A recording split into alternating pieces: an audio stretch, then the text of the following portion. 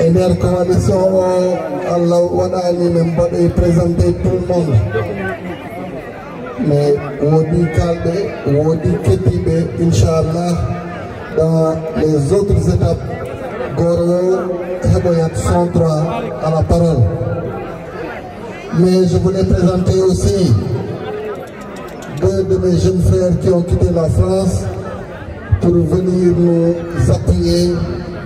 Je voulais citer Sangué Baldé et Boubacar Bello parce que ce sont des jeunes très actifs ici. Boubacar est le président de Pépinière Sud, c'est ça bien?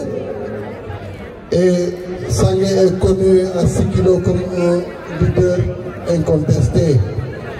Ils sont venus d'eux-mêmes de la France pour accompagner cette campagne électorale. Donc cette campagne n'est plus locale, elle est internationale. Oui, chef de Suède, am na ñuy jógee feneen ñëw parce que Kolda moo ko jar. Bouma Maroc la jógee, Cheikh jógee Suède, ñaar ñi ma tudd sànq jógee France te jeexagul nag. Man li ma xam mooy il faut juste dépasser les 60%. Am ngeen lu tax ma koy wax gëm naa ni am na ñuy jaaxle ba war a bàyyi seen candidature dinaan dañuy taale seen bopp yeneen candidat parce que Kolda ñoru leen ay positionnement politique moo leen ñor mais lu nu war ñun mooy que même suñu dajaloo woon ñoom ñëpp puisque la majorité, comme on dit, la majorité absolue est de 51%, nous avons les moyens de réaliser au minimum 60%. Bouboba, les courtiers politiques vont s'oublier. Ils sont désespérés. C'est une habitude de nous jël de nous côté. Man jënduma kenn man doomu Casamance la man kenn duma jënd. Kon man pour man doomu Casamance kenn amul njëgam. Kon taluma di jënd kenn. Mais nag nit ak xolam, nit ak xelam, nit ak cofeel gi ma am ci dëkkam moo tax ngeen di gis ay doomu Kolda de valeur, des hommes et des femmes de valeur que vous reconnaissez tous et qui avaient choisi malheureusement de mauvais camps et qui ont décidé de façon spontanée ñëw xeex pour que Kolda génn ci situation bi. Maintenant mbooloo bi ne vous trompez pas d'adversaire. Notre adversaire, c'est la misère de Kolda. Notre adversaire, c'est que quotidiennement nous devons nous battre pour que cette jeunesse de Kolda, qui s'est mobilisée depuis au moins 2 mois, sans que je ne leur donne des moyens, et qui se cotisent pour acheter des t-shirts, qui se cotisent eux-mêmes pour aller peindre les rues de Kolda aux couleurs de la coalition Nailer. Cette jeunesse-là mérite que demain, il n'y ait pas de regret par rapport au choix de l'investissement par rapport à nos personnes. Et c'est le sens de notre combat.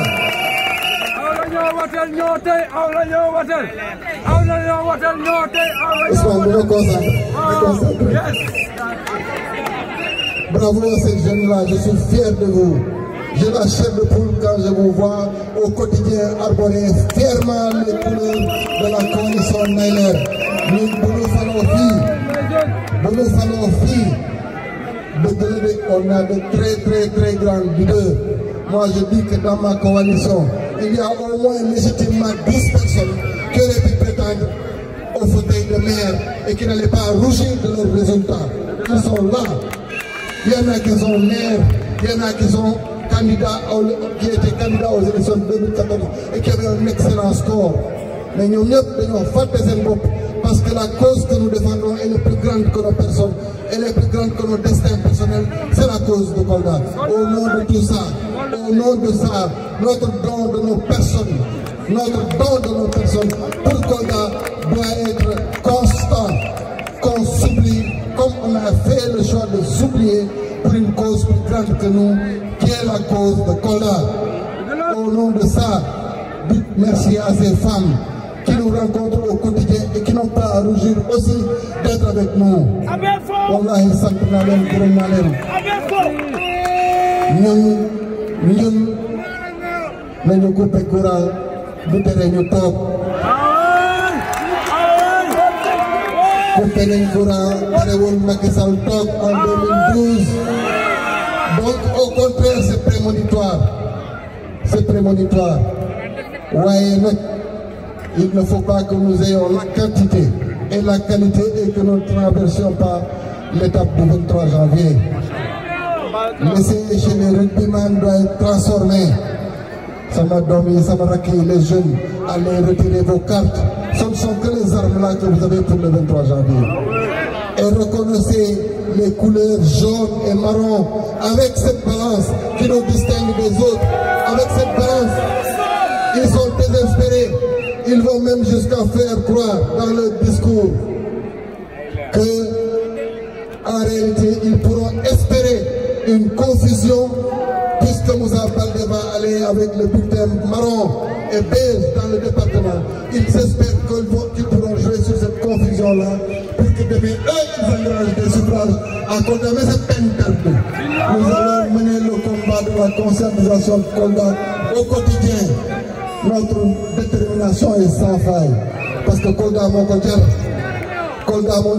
cette belle région qui, par malheureusement, leur absence de vision et leur manque de générosité est toujours ce qu'on appelle la région des paradoxes, où nous arborons fièrement des réalisations ici, qui malheureusement même datent devant 2012. Quand on doit faire un bilan, on doit dire ce qu'on a fait, soi-même, de par son intelligence, de par ses moyens. Mais on ne s'agrippe pas au bilan de Macky Sall pour présenter un bilan aux populations de Kolda. Et ça, on va le refuser. Non. Li war Macky Sall def na ko tegal nañu tali RM6 tegal ñu tali Vélingara tegal ñu daal di Sane Piti tegal ñu Promoville fii ci Kolda di ñu defal mais ñun tàmm nañ dëkk bu lëndëm tàmm nañ dëkk bi nga xam ne poto yi di ñu tàkk tàmm nañ dëkk bi nga xam ne ay doomu quartier yi ñooy cotiser pour di jënd ay lampe ay ampoule bu seen ampoule yi tàkkul. tàmm nañ di gis ci quartier yi ay doomu Kolda yuy cotiser di jënd ciment di kiire seen i canon. tàmm nañ suñu quartier yi bu nawet jotee ñu ragalal suñu yaay yi ñu ragalal suñu baay yi pour ñu génn kër yi. tàmm nañ ndóol gi nekk fii tàmm nañ ay quartier yi nga xam ne réseau téléphonique sax amu fa mënuñu am lotissement mënuñu am tali bu baax mënuñu am courant mënuñu am ndox mais ñooñu comment on va faire avec eux.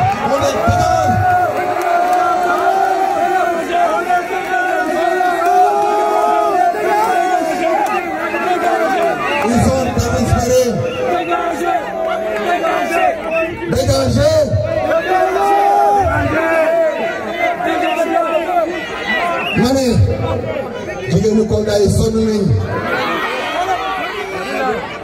Il faut qu'on leur restaure leur dignité. Il faut qu'elles aient le droit d'éduquer leurs enfants comme il faut, qu'elles aient le droit d'inscrire leurs enfants à l'école, de les soigner, de pouvoir se soigner elles-mêmes, et que la morbidité et la mortalité dont on parle à Kolda soit un oubli. Au nom de quoi nous n'allons pas être solidaires des femmes de Kolda? Nous nous battons pour ça, pour restaurer la dignité des femmes et des hommes de Kolda.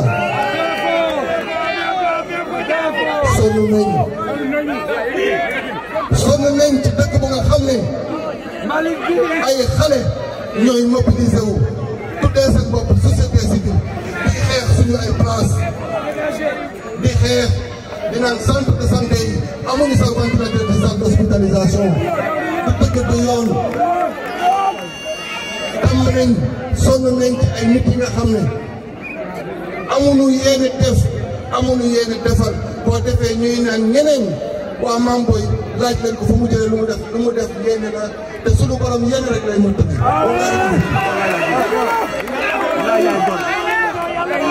waaye léegi mu jeex. léegi mu jeex. ndax dañuy waxante dañuy dégloonte bëgguma ngeen tàccu ma boo bëgg ngeen may déglu parce que je veux que ces jeunes et ces femmes portent ce message-là dans tous les foyers de Kolda. Il faut qu'on arrive à comprendre que nos défis ici, c'est de créer les premiers jalons de valeur ajoutée dans nos économies. Loolu mooy une économie sociale et solidaire. Il faut que ku nekk ci lu muy yëngu ñuy bañ di béy di jaay kese dañoo war a mun béy jox ko jigéen ñu transformé ko ñu liggéey ci am njëriñ bu nga xam ne dinañ ci dool si ne askan war nañ toog ci dëkk bu mel ni Kolda yàlla war sagal ñu ay bant ñu koy jël di ko jegaane di ko yóbbu ba Chine les fils de Kolda qui sont menuisiers di nekk ay délinquants dans notre pays au nom de quoi nañu ko bañ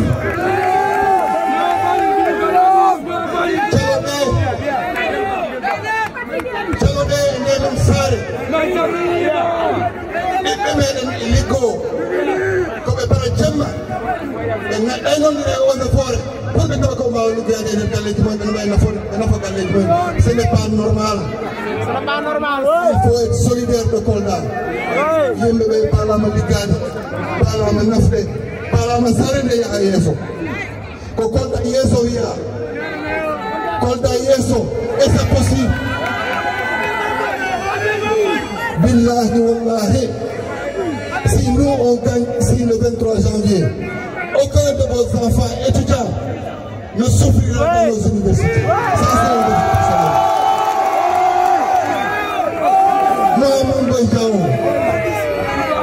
Mohamed Boydiao, les 54 millions qui constituent mon salaire de maire sur les 5 ans, je les donne en avance dans une caisse où les étudiants auront le droit de penser légitimement à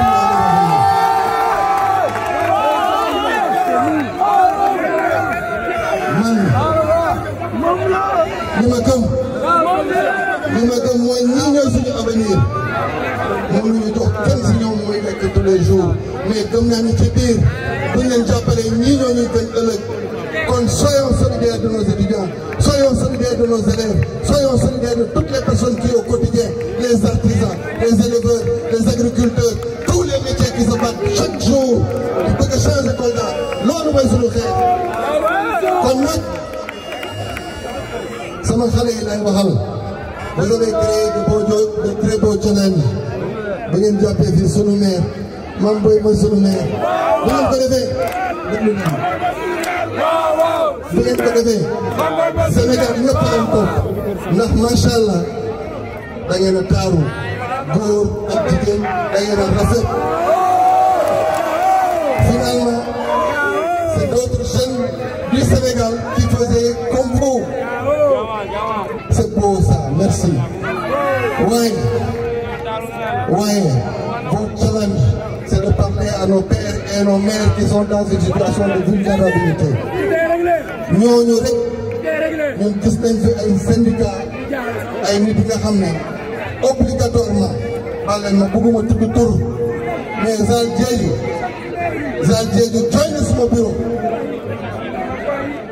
jooy na suma bureau ndax lan nit woo yaayam ne ko sa doom bëggul tekki man bëgg naa ko jox 2 millions pour mu jàng wala mu am métier mu bañ fekk ay sos la ay kàcc la mais pourquoi vous voulez acheter nos mères refusez qu'on vous appelle qu'on vous dise que vos enfants ne sont pas dans un bon camp et on vous promet des choses qu'on ne va jamais faire te ku leen jënd nag ku leen jënd takk na leen buum ci baat moom leen juróomi at bu leen nangu ku leen di jënd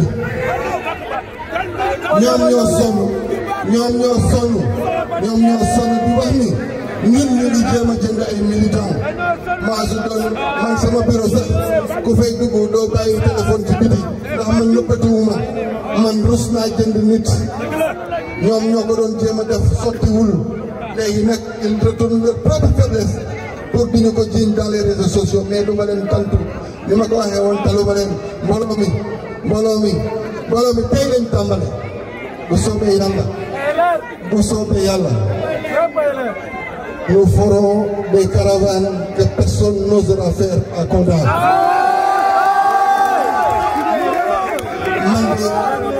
man de gëm naa ni avant le 23 di ngeen dégg ay nit yi wax ni bàyyi nañ mais dama leen bëgg a wax loolu pour que ñu am tuuti dignité ñu fippu ne duñu bàyyi parce que dama bëgg ñu fekkee ñoom ñëpp te ñoom ñëpp yàlla ñu fekkee maintenant nag fi may conclure je parle encore une fois aux jeunes de Kolda parce que vous êtes la raison de mon combat et de mon engagement politique. De grâce, qu'il ne vous pousse pas à la violence. De grâce, qu'il ne vous amène pas dans les invectives. Bu leen kenn dugal man Mame Boye Diao jàngaluma suma doomu saaga duma jàngal benn doomu Kolda mooy saaga man Mame Boye Diao jàngaluma suma doom muy xeex ci mbedd mi lu ma teyale kenn si yéen kenn du ma ko nangu ndax ku ci ñàkk ci yéen may ñàkk du ma nangu du leen dugal ci cadre boobu kon bañ leen keneen di leen ci dugal ma leen di sant bu baax di leen gërëm fi